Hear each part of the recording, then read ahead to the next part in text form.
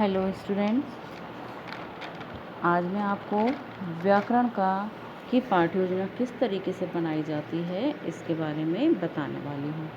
इससे पहले आप सभी गद्य शिक्षण की पाठ्य योजना, पद्य शिक्षण की पाठ्य योजना के बारे में पढ़ चुके हैं और इससे पहले हमने जाना था कि व्याकरण शिक्षण में व्याकरण की परंपरा क्या है, व्याकरण की उत्पत्ति किस तरह से हुई है, पाठ्यपुस्तक में व्याकरण का अंश किस तरह से होना चाहिए, व्याकरण शिक्षा की उपयोगिता क्या होती है, उसका महत्व क्या है, व्याकरण शिक्षण के उद्देश्य क्या हैं और व्याकरण शिक्षण की विधियाँ क्या होती हैं, कौन सी विधियों के माध्यम से हम व्याकरण शिक्षण को पढ़ा सकते हैं।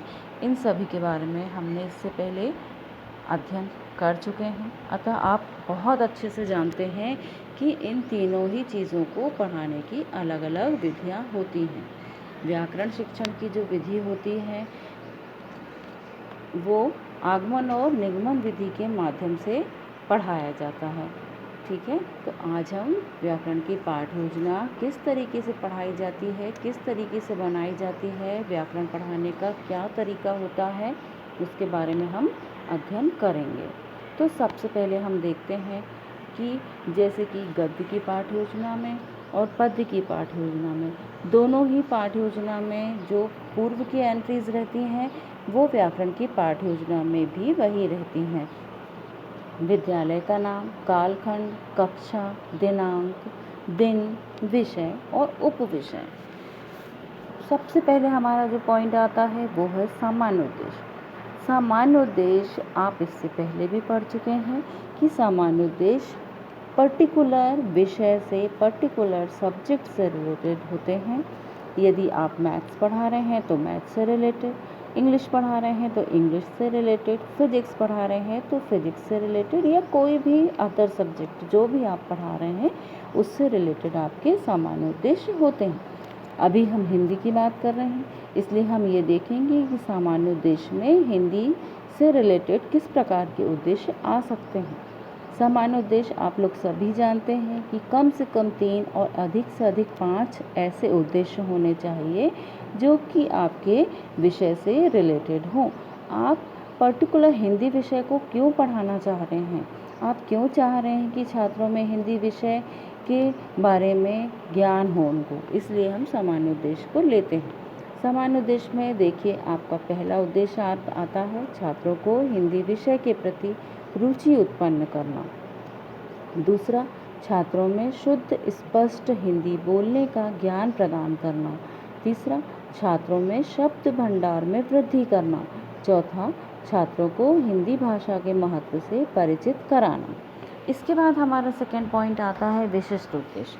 अब विशिष्ट उद्देश्य जो होते हैं आप सभी जानते हैं कि पर्टिकुलर उस डेट पर आप क्या पढ़ा रहे हैं, किस टॉपिक से रिलेटेड पढ़ा रहे हैं, उसका क्या मैटर पढ़ा रहे हैं, उसमें विशिष्ट उद्देश्य आते हैं। मतलब आपके मैटर से रिलेटेड विशिष्ट उद्देश्य आते हैं। जैसे कि मैं अभी आपको व्याकरण की पाठ्य योजना में समास के बारे में बता रही हूँ, तो विशिष्ट उद्देश्य में पहला आ जाएगा छात्रों को समास के संबंध में जानकारी प्रदान करना। दूसरा, समास उदाहरण के माध्यम से समझाना। हम इस लेसन प्लान में समास को आगमन विधि के माध्यम से पढ़ा रहे हैं और आगमन विधि में सबसे पहले उदाहरणों को बताया जाता है, उसके बाद नियम बता करके स्पष्टीकरण किया जाता है। इसलिए हमने लिखा है कि समास को उदाहरण के माध्यम से समझाना। तीसरा हमारा पॉइंट आता है शिक्षण विधियाँ। शिक्षण विधियाँ वे विधियाँ होती हैं जो कि एक शिक्षक अपने पाठ को पढ़ाने के लिए विभिन्न प्रकार की विधियों का प्रयोग करता है, जिससे कि पाठ को और भी अधिक इंटरेस्टिंग बनाया जा सके। ये शिक्षण विधियाँ कहलाती हैं। इसमें हमने शिक्षण विधियाँ उपयोग की हैं आगमन विधि, दूसरा स्पष्टीकरण विधि और तीसरा व्याख्यान विधि। व्याख्या विधि और व्याख्यान विधि में क्या अंतर होता है ये आप सभी जानते हैं, आपको पूर्व में बताया जा चुका है। तो ये हमारी हो गई शिक्षण विधियाँ। इसके बाद हमारा पॉइंट आता है प्रस्तावना प्रश्न। प्रस्तावना प्रश्न आप सभी जानते हैं, इस प्रकार के छोटे छोटे प्रश्न छात्रों से किए जाते हैं जिनका उत्तर छात्र अच्छी तरह से दे सकें। और प्रस्तावना के प्रश्न इसलिए किए जाते हैं क्योंकि एक शिक्षक यह जानना चाहता है कि वह जो कुछ भी पढ़ा रहा है उससे रिलेटेड छात्र पूर्व से कितनी जानकारी उसके विषय में रखते हैं, और इस जानकारी को जान करके उसके बाद फिर शिक्षक क्या करता है, शिक्षक अपने छात्रों को उसके हिसाब से कितना ज्ञान प्रदान करना है यह बताता है। शिक्षण विधियों के बाद हम बात करते हैं सहायक सामग्री के विषय में। हमारा नेक्स्ट पॉइंट आता है सहायक सामग्री। तो सहायक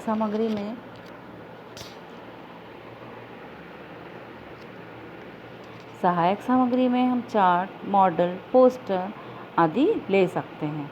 पूर्व ज्ञान में हम ये मान करके चलते हैं कि छात्रों को इस टॉपिक से रिलेटेड पहले से जानकारी है, तो हम पूर्व ज्ञान में लिखते हैं। क्योंकि हम समास को उदाहरणों के माध्यम से पढ़ा रहे हैं, इसलिए हम इसमें लिखते हैं छात्र आसमान व उसके रंग के बारे में सामान्य जानकारी रखते हैं। इसके बाद आगे आपका प्रस्तावना के प्रश्न। जैसा कि मैंने बताया कि प्रस्तावना के प्रश्न इस प्रकार के प्रश्न होते हैं जो कि छात्रों से बहुत छोटे छोटे प्रश्न किए जाते हैं और उनके नॉलेज को जानने के लिए किए जाते हैं। तो प्रस्तावना के प्रश्न में हमने छात्रों से 3 से 5 प्रश्न पूछे। इसके बाद आता है हमारा उद्देश्य कथन। उद्देश्य कथन में हम ये बताते हैं कि आज हम किस के बारे में अध्ययन करेंगे। तो आज हम समास के विषय में अध्ययन करेंगे। फिर प्रस्तुतिकरण, क्योंकि हम छात्रों को आगमन विधि से पढ़ा रहे हैं और विभिन्न उदाहरणों के माध्यम से पढ़ा रहे हैं, तो इसलिए हम प्रस्तुतिकरण में लिखेंगे कि विभिन्न उदाहरणों के माध्यम से समझाया जाएगा। अब जैसा कि आपने गद्य शिक्षण में और पद्य शिक्षण के लेसन प्लान में दोनों में ही 4 कॉलम बनाए थे, शिक्षण बिंदु, शिक्षक कथन, छात्र क्रिया और श्यामपट्ट कार्य। तो आप देख रहे हैं कि आपके इस लेसन प्लान में भी 4 कॉलम बने हुए हैं। पहला है शिक्षण बिंदु।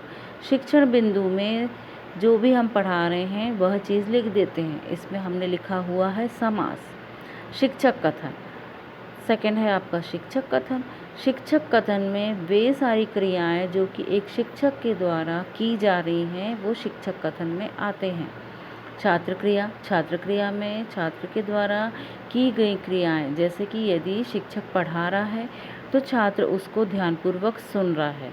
यदि शिक्षक प्रश्न पूछ रहा है तो छात्र उसका उत्तर नहीं दे पा रहे हैं, वो निरुत्तर हो गए, ठीक है। और यदि शिक्षक कोई प्रश्न कर रहा है और छात्र उसका उत्तर दे पा रहे हैं, तब हम उसको भी छात्र क्रिया में लिखते हैं। इसके बाद हमारा 4th कॉलम जो आता है श्यामपट्ट कार्य।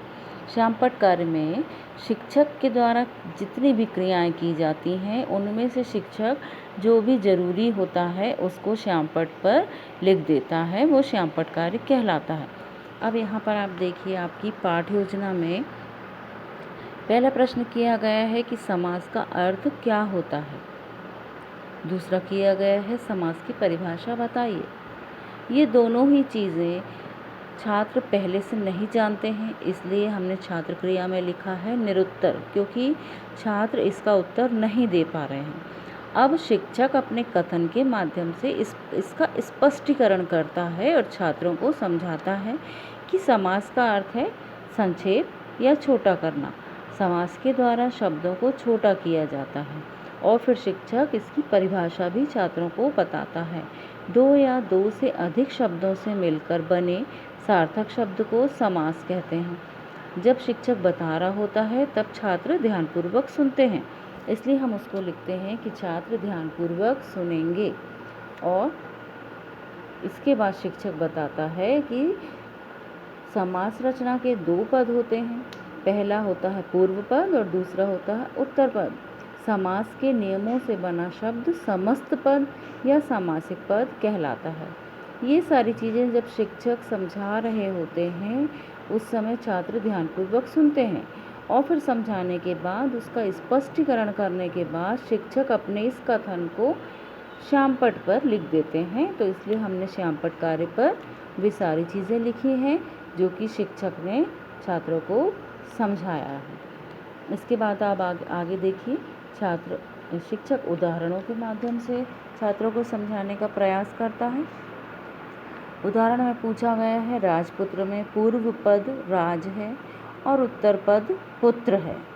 छात्र यहाँ ध्यानपूर्वक सुन रहे हैं। शिक्षक समझाते हैं कि समास प्रक्रिया में बीच की प्रक्रिया विलुप्त हो जाती है और समास के उदाहरण बताता है। प्रतिदिन, रेखांकित, गगनचुंबी, और इस चीज़ को, इन उदाहरणों को शिक्षक श्यामपट्ट पर भी लिखता है। आप देख सकते हैं श्यामपट्ट कार्य वाले कॉलम में लिखा हुआ है समास के कुछ उदाहरण। प्रत्येक दिन बराबर प्रतिदिन, रेखा से अंकित मतलब रेखांकित, गगन को चूमने वाला मतलब गगनचुंबी, नीला है जो कंठ अर्थात नीलकंठ, शोक में मग्न अर्थात शोकमग्न, दो पहरों का समूह अर्थात दोपहर। और इस चीज़ को शिक्षक श्यामपट्ट कार्य में भी, श्यामपट्ट कार्य वाले कॉलम में भी लिखता है अर्थात श्यामपट्ट में भी लिखता है। शिक्षक उदाहरणों के माध्यम से छात्रों को समझाता जा रहा है और छात्र ध्यानपूर्वक सुन रहे हैं। उदाहरण समझाने के पश्चात शिक्षक उसका स्पष्टीकरण कर रहा है। तो यही आगमन विधि कहलाती है, जिसमें कि पहले उदाहरण बताए जाएं, फिर उसका स्पष्टीकरण किया जाए, उनके नियमों को बताया जाए, वो आगमन विधि कहलाती है। इसके बाद देखिए आप, शिक्षण बिंदु में आता है समास विग्रह। समास विग्रह के बारे में छात्र पहले से नहीं जानते हैं। शिक्षक कथन में शिक्षक के द्वारा प्रश्न किया गया, समास विग्रह किसे कहते हैं, और दूसरा प्रश्न किया गया है समास विग्रह के उदाहरण बताइए। क्योंकि छात्र पहले से इसके बारे में नहीं जानते हैं, इसलिए छात्र निरुत्तर हो जाते हैं।